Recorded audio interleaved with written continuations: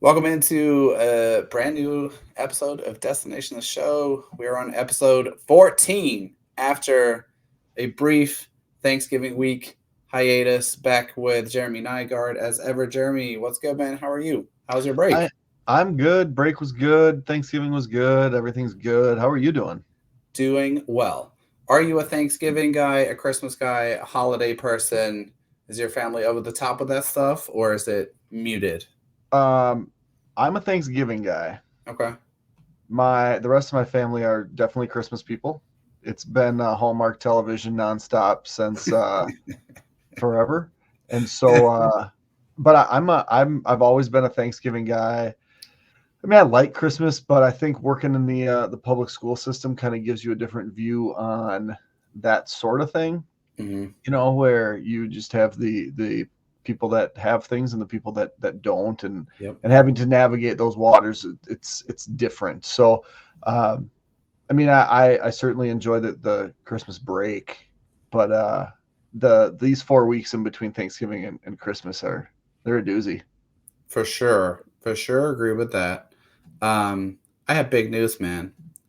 We have officially made it as a production because my mother in law came over to our house this evening and proclaimed that she had listened to our first episode of Destination the Show.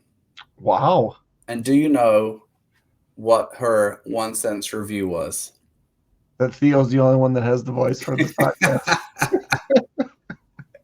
It should be. But what she said when I asked her what she thought was, I didn't understand a damn thing you're talking about. That's all she had to say. How was that? Then we moved on. So she's not a baseball fan, and that's fine. We don't have to be for She is a everybody. baseball fan, but she was like, I was listening and I like, what were you guys talking about? Like the rule four something, the rule three something. I was like, okay. So did you give her you know what? Give her my number, and I'll talk her through it. Slow it down. Rule 5 draft for dummies. We're an acquired taste, I guess. And we have not yet made it. We do have a lot of things to talk about today, though, man. I'm excited. This little break gave a little time for the kind of off season comings and goings to get moving a little bit. Here's the first thing I got to bring up. Recent reports are suggesting that the Brewers are in talks with star prospect Jackson Chourio on a potentially massive extension.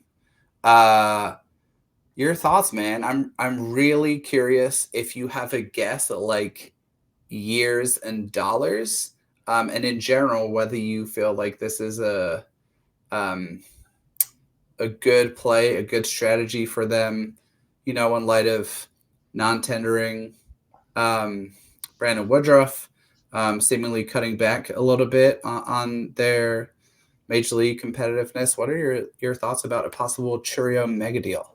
I love everything I ever read about any zero service time guy signing a huge deal. I love it. I always do. So when I saw that, I'm like, oh, we can talk about this because it has to be. I mean, you have to sign a deal for a minimum of 7 years to make Mhm. this even make any sense for the club. 7 is the one that doesn't make as much sense because you're buying out one free agent year. And if you send the guy down, you're kind of locked into this thing already. So really now you have to talk about a minimum of 8 years Yep. where you probably want to get more on the side of like 10 years, which is crazy because you get into these free agent years 8 years down the line, and $40 million at that point might not be a ton of money.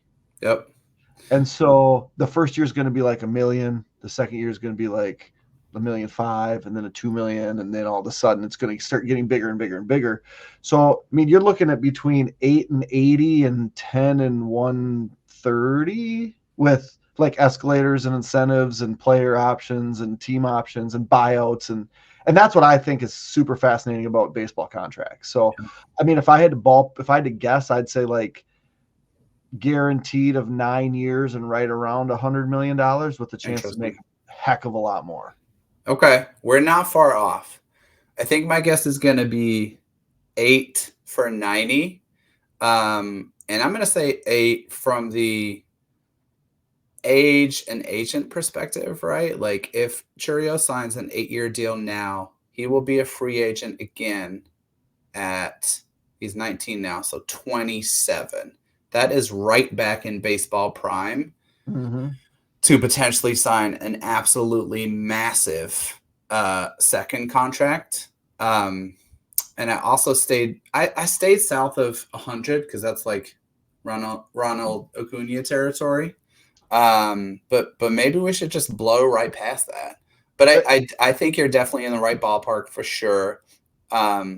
Agree on the aggressiveness.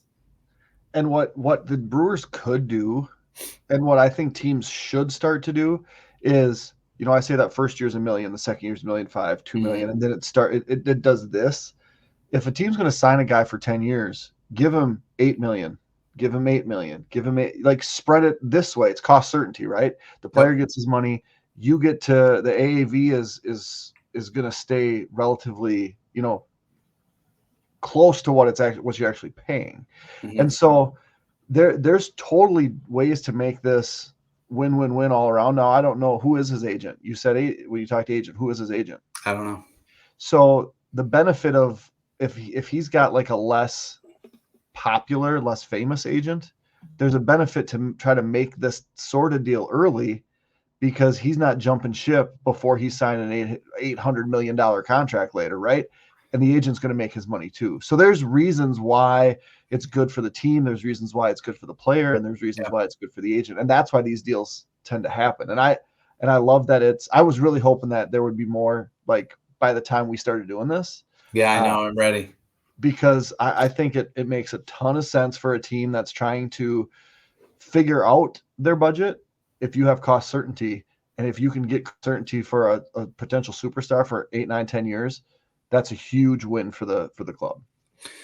Do you think it paves the way for more similar deals, even though, Chourios is going to be resetting the bar for players who haven't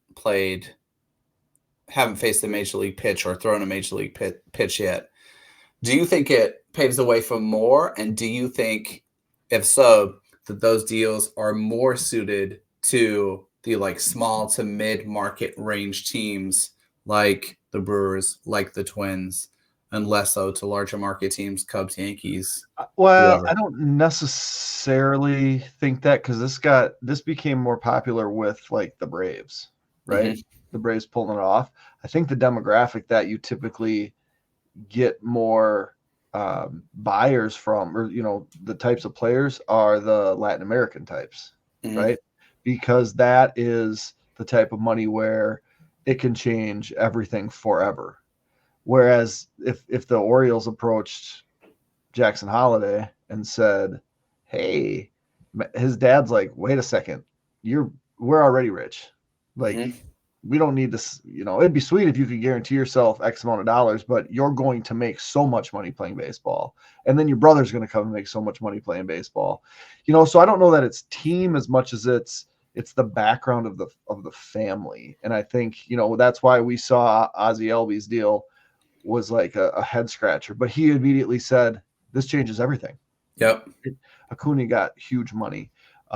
It's that type of thing more so than I think the market. A Yankees, a Dodgers, they could throw out this type of money and not really worry about it if it's bad. But I don't know. I guess Tampa Bay's been doing a little bit of this too. So I love that it's become more common, and I'd hope that it would become even more common, because I like when guys make money. They're the guys that take the risk. They're the guys that are putting the product on, and when they're the guys making money, that's a good thing. Couldn't agree more, man. So I'm looking forward to the Emmanuel Rodriguez version of this contract at the end of 2024. I love it. What are they paying him? We'll come back to that one. We'll save that one for another time. All right. So here's what we're gonna do today, where we have kind of on tap. There's some major league news to react to that impacts the draft, and any opportunity to talk about the draft, We're going to do it. So we're going to talk about Sonny Gray, who signed with the Cardinals. Then we're going to spend a little bit of time reacting to Brewers, Cubs, and Twins top 30s from MLB Pipeline, and we're gonna do that a little bit of a different way. We'll do some kind of superlatives instead of going super into the weeds on each of those lists. Finish with some questions, then we'll call it a day. So let's start with Sonny Gray. Sonny Gray signed a 3-year, $75 million deal with the St. Louis Cardinals. Maybe one of the most predictable free agent deals in recent times. And as a result of receiving and rejecting the qualifying offer, the Twins are going to get some draft compensation. So what I'm hoping, Jeremy, is you can kind of break down the compensation pick and kind of how that works for folks, because I don't think it's super intuitive and some of the details are a little murky. So how does the qualifying offer compensation work? Right. So Sonny Gray acquired from the Reds by the Twins for a late first-round pick shortly after drafting Chase Petty. He gets shipped to the Reds. Back comes Sonny Gray, team control, pitches really well for the Twins, right? And pitched well enough that he was one of a handful, I think there was 7 this year, that were tendered a qualifying offer, which is essentially, I think, the average of the top 125 players in Major League Baseball. And it's basically a 1-year offer. Players can only receive the offer one time. They can take it, play on a 1-year deal, and become a free agent the next year without the possibility of getting a qualifying offer, or turn it down and then go to free agency. When they do that, what comes back to the team that loses them is a draft pick. And so Sonny Gray was able to sign a deal for $75 million, which qualifies the Twins for a first-round pick. That pick will come after the first round and the PPI pick. So we talked a little bit beforehand. It appears that pick is going to be, right now, number 33 overall. Things can change. The draft has gotten more complex, and there's shuffling of teams. Teams can move down. Other players can trigger this draft pick. But the way that it sits right now is that the Twins will get an extra pick that'll just sit in the after the first round for Sonny Gray leaving. Now, what that does is it brings one asset in, and it also brings the money that's attached to that pick asset. And so I think the draft typically goes up, what is it, like 8, 9, 10%? I think it was 9 from 22 to 23. Yeah. So we're looking at probably $2.5 million potentially that the Twins will then have added to their draft pool. So you have, your picks in the top 10 rounds. Your picks in all your rounds, plus your compensatory picks, which they'll have 2 of now in the top 10 rounds, and then the money of all of your the value of your picks, and then they can do with that as they want. We saw the Brewers get super creative last year, at a bunch of players. We've seen teams play it pretty much like, we'll take the guy that'll take the money. We'll take the guy that'll take the money. At the end of the day, the Twins spent a first-round pick on Sonny Gray. He was a runner-up for Cy Young, and then they get that first-round pick back. And so love the deal for the Twins. Love the deal for Sonny Gray to get 3 years and $75 million. How the Twins are going to replace him in the rotation, we'll see. But it's great for the Twins. It's great for Sonny Gray. And it's great for us because it gives us one more thing to look forward to on day one of the draft. Yes, sir. Yes, sir. 100%. For sure. And you mentioned this too, but the Twins will get a additional revenue sharing based compensatory pick, right? And that often alternates between round A and round B, and there's some kind of special sauce formula they use to work that out. And I think we'll find out about that at the winter meetings. But that qualifying offer is a really legit avenue to adding more cost-efficient talent to the organization. And kind of seemed like this was maybe the plan all along with Sonny Gray, and kind of has me wondering if and when the Twins potentially kind of leverage that strategy with other guys who are coming to the end of their contracts, thinking about Polanco, Kepler, if they remain in the organization, through the end of their contracts, are both going to be kind of potentially candidates for at least for discussion. So, and I could be wrong on this because I did zero prep work, so Theo could maybe confirm. The last time the Twins got a comp pick, was it for Michael Kadire that turned into Jose Barrios? We're gonna come back to that because I'm not 100% sure. Theo's working on it. He said, "Say no more." He's got it. I believe that was so. Before we go too far here, we talked about how this does impact the draft pool, right? This is kind of your baby, right? You got the draft board. That's your thing, right? And you got the draft pool, right? And so, tell us about how that's all gonna shake down now, because we mentioned this pick, we mentioned the extra pick for being a revenue sharing team. Yep. And now we got other stuff happening, right? Yep. Now we got other stuff happening. So there's a lot going on.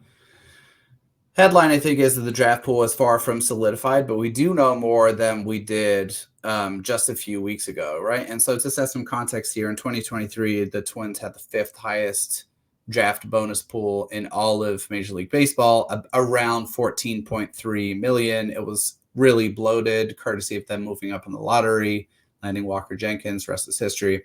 This year, it's going to be much smaller, but the combination of getting a revenue sharing comp pick and the comp pick for Sonny Gray is really going to boost them significantly higher than their pool would be, given their kind of final position as a team who was, had a strong 2023 season. So just to kind of break down and do some like very high level math on the most impactful picks and roughly the kind of dollars that's going to translate to.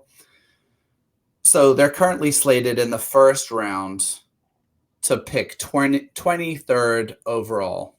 And that's not 100% set in stone yet, but that pick last year, I'm going to use all 2023 figures as a proxy. The 23rd pick last year was worth $3.3 million. They're going to have the Sonny Gray comp pick, which right now we think is going to be 33rd overall. That's worth approximately $2.5 million. Their second round pick would be about most likely 58 overall. That was worth 1.4. And then if their revenue sharing comp pick is a comp B, it'll be somewhere between 60 and 70 overall. And the middle of that range from last year is 1.2. So what you're talking about as a kind of takeaway is the Twins having 4 top 70 picks, assuming that the revenue sharing pick is for round B, and a dollar figure of around $8.5 million to spend on those 4 top 70 picks. Now, this draft class is significantly weaker than 2023. I don't think it's too early to say that, but there is still a ton of interesting talent. And this is all before a game has been played in prep and college seasons, right? So some of that talent is going to kind of rise to the top. And so you brought up the Brewers as an organization who are super creative. They essentially bought down a number of really exciting prep prospects. The Twins leaned into the prep class in 2023 in a way that I think surprised folks. If you weren't paying close enough attention, I think the words that we want to pay attention to from Sean Johnson are, we're going to lean into whatever the strength of the draft is. And so for getting through a wild card round the Twins are actually going to have significant draft capital, both in terms of dollars and picks in 2024. It's going to make the lead up to the 2024 draft much, much more exciting. And they did, I want to say 2 years ago, trade their comp pick. What was that? Do you remember what deal that was? I don't. Maybe Theo can grab that one for us too. Those are the only draft picks that are eligible to be traded. The That's right. Compensation round A and compensation round B picks. And Theo, by the way, has confirmed that Jose Barrios was a comp pick for Kadaya signing with the Rockies in the 2011-2012 offseason. So that's a great example. He was taken 32nd overall in the 2012 draft. So that's 12 years since the Twins have kind of had that set of circumstances arise. And the Twins lost a draft pick for signing Correa, obviously. I believe, did they lose a draft pick for signing Irvin Santana? Oh, Josh Donaldson. Was it Donaldson, I think? It was Donaldson. And I believe they were the team that signed Kendrys Morales after the deadline passed because nobody signed him. And so he was because if you don't sign before the draft, there's no compensation attached to you. So they signed him. He was brutal. They traded him to the Royals, I think. But there's just so much stuff that traded him to Seattle, he says. Close. Just a lot of crazy stuff that can happen. But what having draft picks does is provides extra money in the bonus pool and extra flexibility to do wild things. Yep. Which is great, which we love. Yep. Which we love. And just to give one more kind of thought, right, to like set context, because I don't think like a typical non-super in the weeds draft nerd maybe has like slots and players kind of associated with them, right? But if we take that dollar figure they had, let's call it 8.4, and just split it evenly over those 4 top 70 picks, just for the sake of convenience, right? You're talking about like a little over $2 million per pick.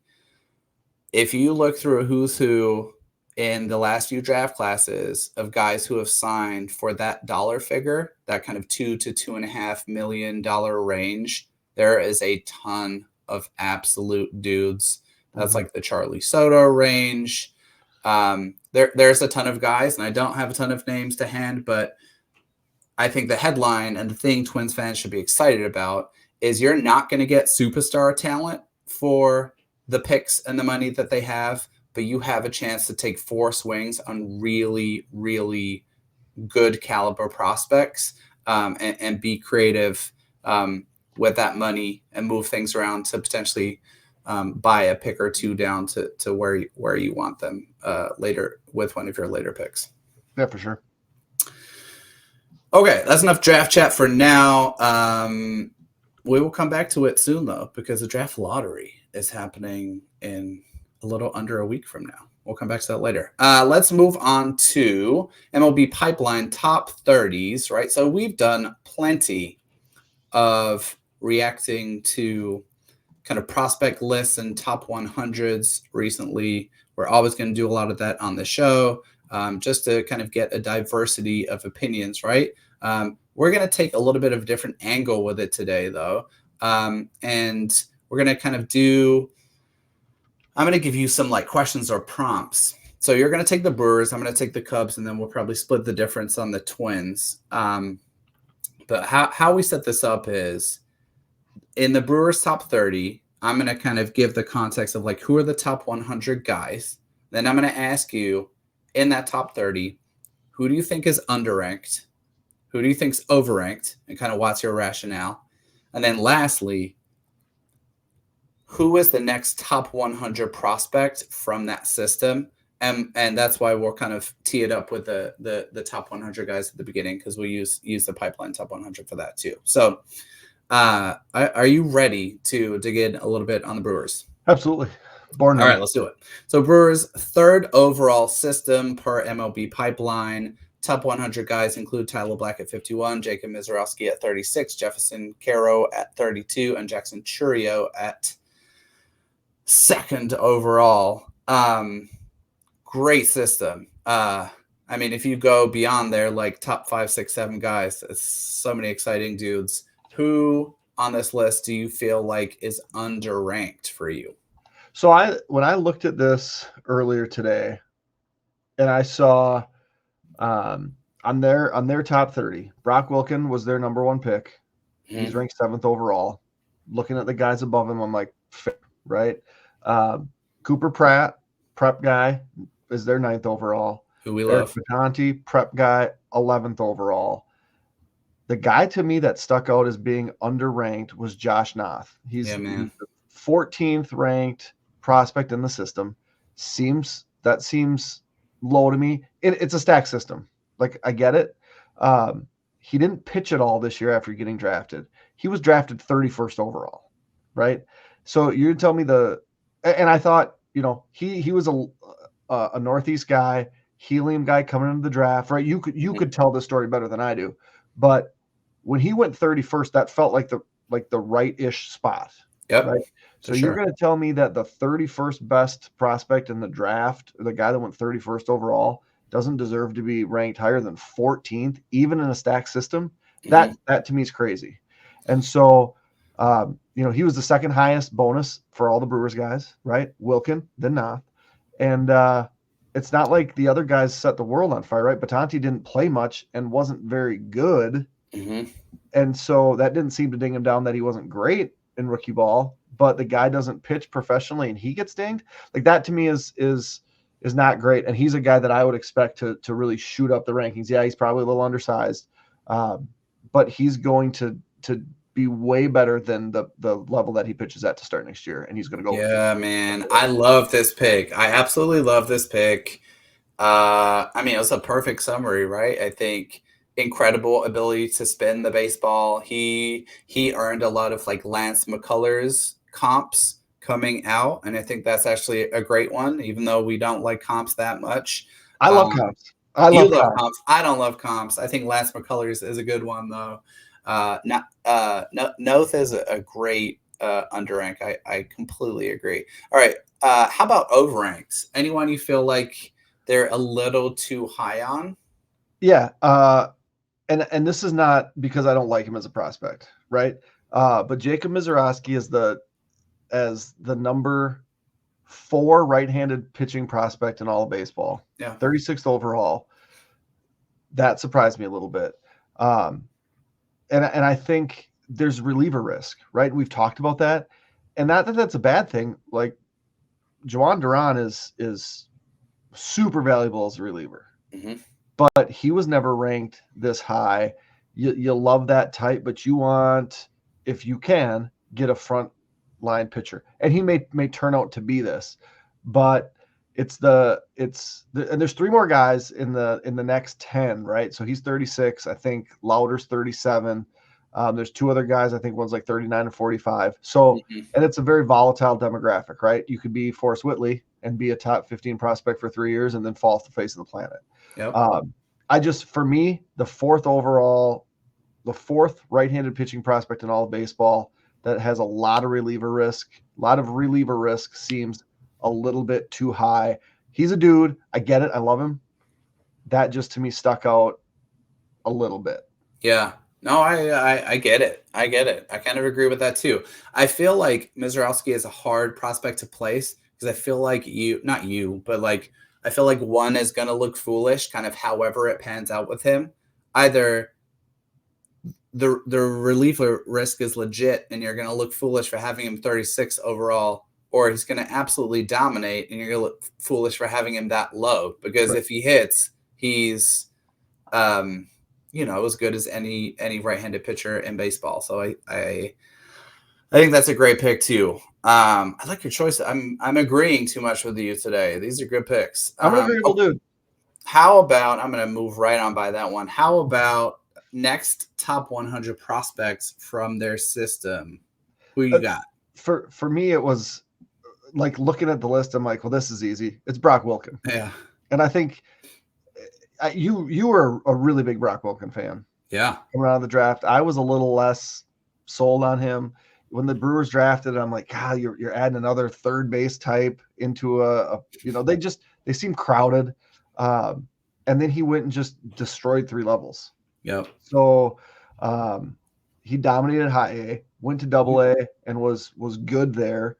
And he's 21 years old, and he's going to figure into the Brewers' plans, I would assume, relatively quickly. Yes, and so, for me, he's probably the type of guy that could be in that conversation right now. And I'm guessing when guys start to graduate, that he's gonna be there. Even though MLB has him, Black was the last guy in the ranked. He's their 4th, and Wilkins their 7th. So yeah. I don't know. I mean, that to me was Wilkins going to be the dude, and I would stand by that. Yeah, I think that's a strong pick. I mean, Wilkins took a big step forward his final year awake, with kind of controlling the plate more, and just starts to draw an absolute ton of walks. And I think I remember talking about with you, actually, one wondering I had was like, is his approach going to be too passive when he turns pro and lead to guys potentially getting like 2 quick strikes on him and then throwing him just like their nastiest breaking ball, and then the strikeout rate going through the roof? But he has really held his own so far. Obviously, like a ton of in-game and raw power, but still a big fan of Brock Wilken. Glad he's off to a good start. I think that is a solid pick. Let's move on to the Cubs, man. Do you want to walk us through kind of their top 100 guys? Yep.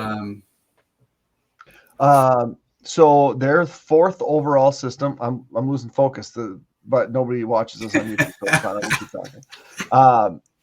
96th overall, Matt Shaw, which I'm just going to say right now, I would have him higher. Too low. 86 Ben Brown, 71 Kevin Alcantara, 64 Owen Casey, 29 Cade Horton, and number 12 Pete Crow Armstrong. Yeah. So who do you believe is underranked in the Cubs system? I'm going to give you an opportunity to be smug, which I hate doing because you're already smug all of the time. That's why I got to get back into focus quick. Okay, I'll give you a second to do that. So let me give a sidebar while you're high-fiving your camera. I would much rather. Well, we should talk about this sometime, and I don't want to get us sidetracked. I think I would take the Cubs system over the Brewer system if I got to pick one. Really? Yep. We can debate that. Maybe we can do a whole episode on that. We can ask some of our forthcoming guests about that too. Okay, here's my underranked guy. You're going to be smug. This was tough, actually. I'm going to go James Triantos, who is ranked at 9th overall by Pipeline. And here's why. I'm kind of banking on something here. So he spent most of 2023 at high A, 350 plate appearances there. Good for a 115 WRC plus. Just kind of really good contact, like very hitterish, but not a ton of power. Carried a 390 slug at high A, got a taste of double A at the end of the season. And he's kind of one of these positionless defenders a little bit. Like, where is he going to play defensively? And a little bit of a kind of tweener prospect. But as you so sagely predicted, here's your chance for a Grinch smile. He absolutely mashed in the Arizona Fall League. He crushed it. So just to pull up his numbers for a second here. And the power was really what stood out to me. In 22 games in the AFL, he hit 417, 495, 679 slug, which is absolutely ridiculous. That is good. Okay. Confirmed good for a 1.174 OPS, 3 home runs, 3 doubles, 5 triples. Just like really a ton to like in his performance. And there's a little bit of Eddie Julien there. I don't mean that in terms of like a player profile at all. I mean more so in terms of someone who really ignited via their AFL performance, right? And it kind of set a platform for them contributing at the major league level. Also kind of a defensive positionless player, Eddie Julian. So I don't think their offensive profiles are similar, but a little bit of a similar journey for both of those guys. And I think 9 is a little bit low, although it's really hard to break into the top of the Cubs list. So the names that MLB actually puts in here, bat to ball skills from the right side of the plate have prompted comparisons to Alex Bregman and David Wright. Right on. And you might have this in front of you. Did they play him a little bit in the outfield in the AFL to try to create a little more versatility? Like, are they going to try to Ian Happ this with him and let him play all over the place where the bat will play and he's not going to be like Whit Merrifield and be good everywhere, but at least a place where you can get his bat into the lineup? I still believe he's a trade candidate, and I will forever. But I think that he kind of took the Cubs by surprise with how good he was. And I think when that happens in the AFL, it's not the Cubs that take notice. It's everybody. Yep. That's real. That's real. I can't find him playing outfield in the AFL, but I'm only looking on kind of the leaderboards, right, and filtering by position. So it's possible that he got some time there. I think he was mostly a moved around infielder and defensively, and certainly that's not his calling card. But yeah, James Tranos is my guy. You really nailed that pick going into the AFL. He beyond delivered, I'm guessing, from your perspective, in terms of picking him as like a guy who might perform. Yeah, I mean, I thought he would be good. I didn't think he'd be the best player there. So in Mesa this year, 7 games at second, 3 games at third, 5 games in center, 1 game in left, got 4 innings at short. There you go. So I love that. I love that for him. And I think with Matt Shaw, Dansby Swanson, he becomes that type of someone that gets talked about in trades anyway. All right, so underranked, we're good there. How about overranked? They have 1, 2, 3, 4, 5, 6 in the top 100, and not Jackson Ferris, who I love. He's 8th. Who's overranked for the Cubs? So I thought about hedging this and saying nobody, and here's why. Let me give like 30 seconds of exposition here. I think PCA is like kind of a clear one, even though they called him up to sit on the bench, and that's unforgivable. I think if you go down the list, I'm thinking specifically about Horton, Casey, Alcantara, Matt Shaw, and maybe even Moises Ballesteros.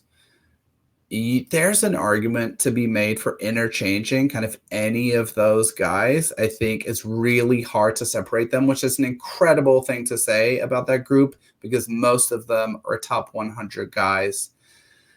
I'm going to say Ben Brown for me, slightly overranked, and it's tough because I also feel like it's a product of me wishing that both Matt Shaw and Jackson Ferris were higher. Ferris's K numbers from 2023 were absolutely insane. Matt Shaw, I think predictably, and I do think it's important that we say predictably, mashed at every level that he played at in 2023. And like, I think he's going to be ready to contribute real quickly. But I do think there's no kind of egregious overranking of any of these guys in the top 10. And I think that's why I like the Cub system a little bit more, is their kind of 1 through 10 feels so strong and such a kind of diversity of player types. So it's a little bit of a hedge of an answer, but I guess I'll go with Brown if I have to pick one. Well, and I think too, when you look at their top 10, 3 of these guys are going to be major leaguers this year, right? Yep. And so that's kind of the thing that we talked about before, you know, the value of the closeness of the major leagues versus the value of upside. I'm always going to be an upside guy, and that might burn me. But I mean, if you value the guys that are right on the doorstep, that's huge. Yep. All right. So last question about the Cubs system: who is the next guy on the list to be a top 100 prospect? The easy answer, I think, is James Triantos, who's 9. I also think there's a strong case to make, and so I'm going to go I'm going to go for this guy just for the sake of varying our conversations for Moises Ballesteros. He is a catcher, first base hybrid, kind of a short, compact guy, we're going to call him, right? He's 5'7", 195. Split time between catcher and first base. Spent most of 2023 at high A. Really, just a really solid offensive profile. Hit 300, 364, 463. Good for a 128 WRC plus. Struck out under 20% of the time. That's solid. Walked 10% of the time. That's solid. There's just a lot to like there about a guy who's potentially doing some catching, having that good of an offensive profile. And obviously he's a ways away. He finished the year, I think, with like 19, 20 or 5-6 games, at Double-A. So just got a taster. But if he can continue that, he's definitely up there because there is not a ton of exciting catching talent, I think, outside of a couple guys high up the top 100 list. So he'd definitely be one I would consider for the Cubs. How about Jackson Ferris, number 9 ranked left-handed pitcher in all baseball? He's one of your guys for sure. I know he's one of your kind of was he like a draft cheese ball for you, or you've just fallen in love with him as a prospect? I mean, he was, I think, because I've always kind of shied away from prep righties. I mean, and it's like you look for those prep lefties. Yeah. And Ferris was arguably the best prep lefty in that class. Yep. He threw 56 innings last year, struck out 77. I mean, he hasn't pitched a ton, right? I think he was an IMG guy. Like, there's just there's a lot of stuff to like, and you hate comps, you do, and that's why I continue to throw them out. MLB says this: he physically resembles Blake Snell at the same age, but with superior stuff and mechanics. Okay. I mean, he looks like a Cy Younger, only he's better. Okay. I hate Blake Snell. I do. I like Ferris a ton. Like you said, I like that though. I like bringing I like the pace at which he's moving. The strikeout numbers are hard to argue with. The stuff is really good. It was good coming out. He's 19. He's 19 years old. Yeah, legit, 100%. I think next season will tell us a lot with Ferris. Like, can he keep it going as he's progressing through levels? And if the answer to that is yes, then you're going to be correct in calling him. Okay, let's move on to – we'll finish with the Twins. Twins, lowest ranked system of the 3, 17th overall, top 100 guys. Number 48, your favorite, Emmanuel Rodriguez. Number 18, Brooks Lee. 18th overall prospect. Number 16, Walker Jenkins. Guys who are underranked for you, anyone stick out in the top 30? Yeah, I had three I listed. Corey Lewis settled 13. I thought was a little low. I would have had him a little bit higher. And then just surprised Kalai Rosario at 19 and Austin Martin at 20. Like, they did enough for me to raise their draft stock in a system that's not great, right? Rosario, there's tons of questions about the swing and miss, but he performed well at in the AFL power wise. And Austin Martin just really had a good bounce back year. And Theo says, MLB.com has never liked Austin Martin. Most evaluators, I feel like, generally have bad vibes towards Austin Martin, which is too bad because I loved Austin Martin out of Andy, and I still think that there's a MLB regular in him. Not this year for the Twins, but that 20 to me, like, that in this system, 20 to me was I just agree. Cool. I agree with that. I'm going to raise you an Andrew Morris at 30. So it's interesting. Like, we had Jonas Levin on, who was a great guest, talking through Cedar Rapids rotation essentially. And we grilled him about every single pitcher. And like a lot of the numbers for those guys, the production looked really, really similar. Andrew Morris has really interesting stuff. I think he's a little bit unheralded, a little bit underrated on this list. Some of the other guys, I think Corey Lewis, fair that he separated himself a little bit from the pack. But I think Andrew Morris could at least be in like the low 20s, high teens. I'm also going to say David Festa at 11. Here's why. Now, Because you love David Festa. That's I why. do love David Festa. David Festa, you can come on the pod, and I will tell you in person that I think you're awesome. Charlie Soto, who I also, as you know, love. Charlie Soto is ranked 5th overall, and he hasn't yet thrown a pitch in a professional game, right? So to me, that feels a little bit high, whereas, and I think Charlie Soto has a chance to be great, whereas Festa is kind of knocking on the door of the majors, has really strong performance under his belt at AA, solid at AAA, and kind of is maybe the next guy to occupy that Varland role of like getting opportunities in the majors. Maybe he pitches some relief, long relief, whatever, but he's kind of knocking on the door. And so that's definitely like an upside play on the list, but I don't think it's consistent because I also have Marco Raya at 4th overall. So Festa and Andrew Morris for me are the guys who are slightly underranked. How about over? I'll let you say yours, who I agree with, and it hurts to agree, but I do. But for me, the name that stuck out was the inclusion of Jose Salas at 17, who had a god awful year, and he's Ethan's brother, and he was really bad. It was rough. And so just the fact that he's included, he could bounce back. There's still plenty of time. He's young, he's athletic, but 17, and then Rosario at 19 and Martin at 20. Like, for me, Jose Salas at 17 is crazily overranked. Yeah. I don't even want to talk about this. For mine is going to be Connor Prelip at 6. And absolutely, in terms of upside, we're both huge Connor Prelip kind of supporters. I think big fans of his as a prospect.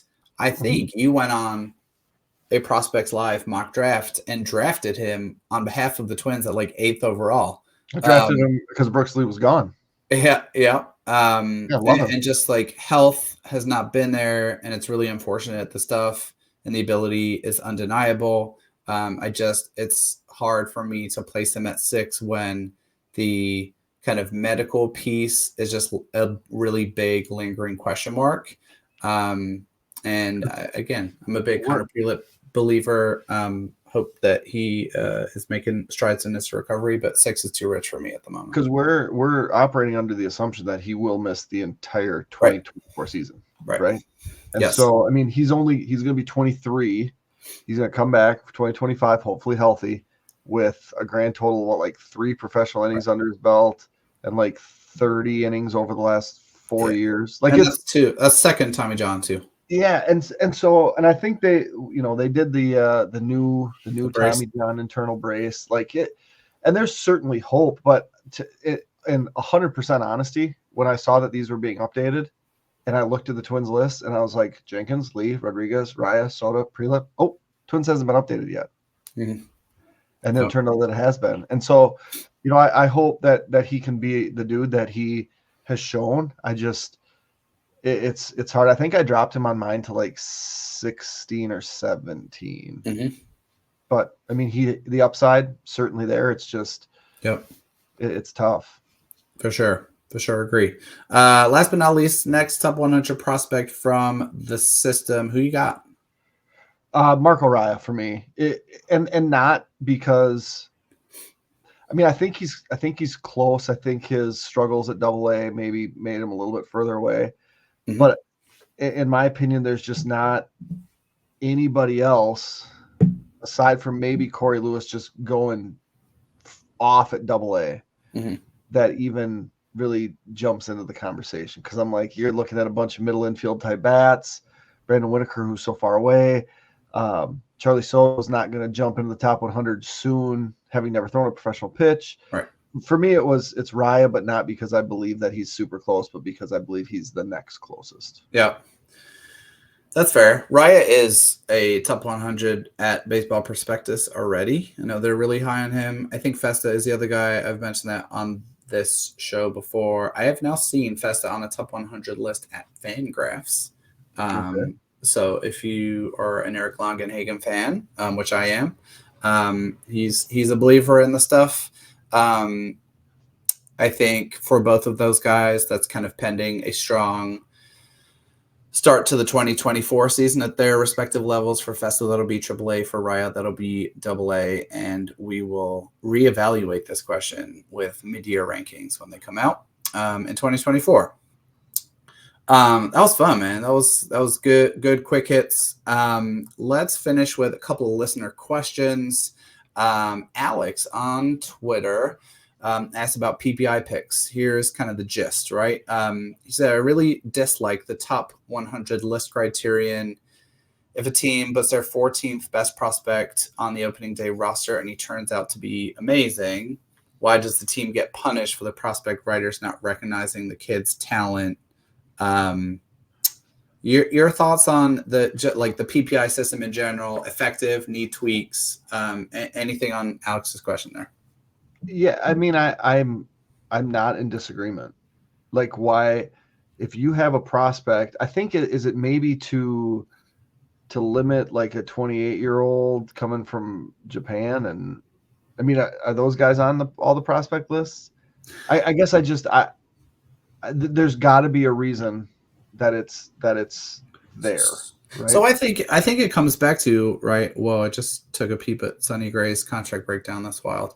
I think it comes back to the reason for putting PPI in was to combat service time manipulation, right? And you're not, or how likely are you to be working to manipulate the service time of your 14th best prospect? I don't know if that plays as much of a factor as a who was it? Chris Bryant came into the year with the Cubs and they called him up the day after. And a bunch of those examples that have since kind of become a thing of the past. But I do think there's a certain crudeness to having it be 3 lists. I wish there was more kind of sources or inputs there. I'm curious of like how those lists were chosen. Is it going to stay with the ESPN being one of the 3 if Kylie McDaniel leaves? Is Kylie McDaniel leaving? No, he's not leaving, but I'm just like, how did you land on those 3 lists, and is it tied to specific writers or specific evaluators? So That's something I'm curious about. I don't know that we're going to see a ton of this eventuality of like a 15th best prospect winning Rookie of the Year playing out. So it might be kind of a moot hypothetical. Yeah, but I think the 14th best prospect thing is a moot hypothetical. Eddie Julian would have not qualified. Right. The Twins didn't call him up right away, which maybe there wasn't a need for him, but he played really well in the World Baseball Classic. And there was people in Twins Daily, like, he's the answer to the question, right? Yep. He could have won Rookie of the Year and would have got nothing. Yep. And so I don't know. There's going to be a time when someone wins and the team is not rewarded because of the top 100 list. Like that's a real thing. For sure. But I think you're probably spot on with the service time manipulation. I just don't yet. And I haven't thought a ton about this, but I don't have a good solution for that. So if you're listening to this and you have a great idea of how to reward organizations for that without a massive overhaul of the system, I would love to hear thoughts. And the players get rewarded too. They get, if they didn't get a full year of service, they then get a full year of service, right? Did that happen with pitcher for the Guardians? Bybee, maybe? Yeah. Yep. I think so. Yep. Good question. I like that question a lot. One final question from... let me ask this. I don't know who it's from, though. Is it from... I don't have it. Just go for it. Alex? The question is for Jamie. What FTL Nova Kid? What is your favorite part about making the draft board? Being done. Is it possible to highlight some interesting players to draft? It's too early to talk about players to draft, although there's names. There's twinsy types for sure. And the only reason I don't want to go down that rabbit hole now is, one, we don't have time, and two, there's so much baseball to be played between now and then, health, all of that stuff. We are going to do so much content breaking down draft prospects. Like, you guys will be absolutely sick of it. I will tease this. I think there are two interesting demographics in the 2024 draft based on the kind of preliminary evals I've done before a game has been played. Caveat is in place here. And those two interesting demographics are catcher and college starting pitching, which were both not strengths of the 2023 draft. And the reason I dropped that is that, again, coming back to Sean Johnson's line, which I'm going to hold on to, which is we're going to lean into the strength of the draft. Again, no baseball has been played yet, so we will continue that conversation from like March through July. Making the draft board is a love-hate relationship for me. It takes a lot of time.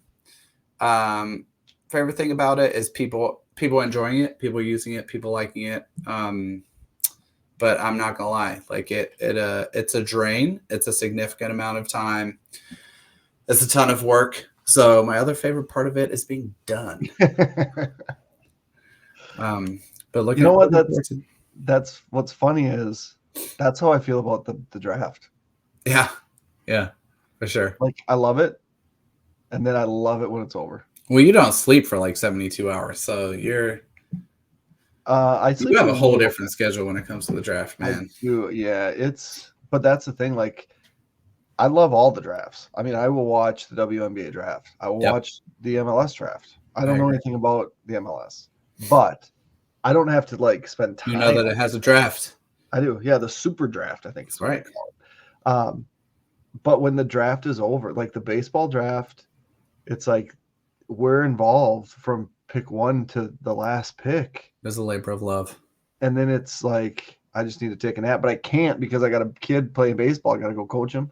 And so it's fun, and I can't wait for it. And if we're going to do something fun on day one this year. So it's going to be more fun. Fun or crazy or both. It is going to be a good time though, for sure. As for names, we'll definitely get there. It's coming in the new year. That will do it for today. Just want to finish by previewing what we've got coming up. Winter meetings kick off at the end of this weekend into next week. Big part of the winter meetings is the MLB draft lottery. So our next episode next week, we are going to talk through the lottery because we're going to record after it's done. And we'll shed a little bit of light on kind of the process there. Some of the intricacies. There are some teams that are going to move down in the draft if they don't jump up in the lottery. Like, there's a lot of moving pieces. So we'll spend some time really digging into that. We should have even more clarity about where certain teams are picking. And then after that, we're going to be doing deep dives with guests, one for each of our teams of focus. So that should be exciting. If, unlike my mother-in-law, you want to support the show, you can do that by downloading, retweeting positive reviews on your chosen podcast platform of choice. As always, appreciate you guys checking us out. If you have a question, get in touch. We'll feature it on the next episode. Until next week, you guys have a good one.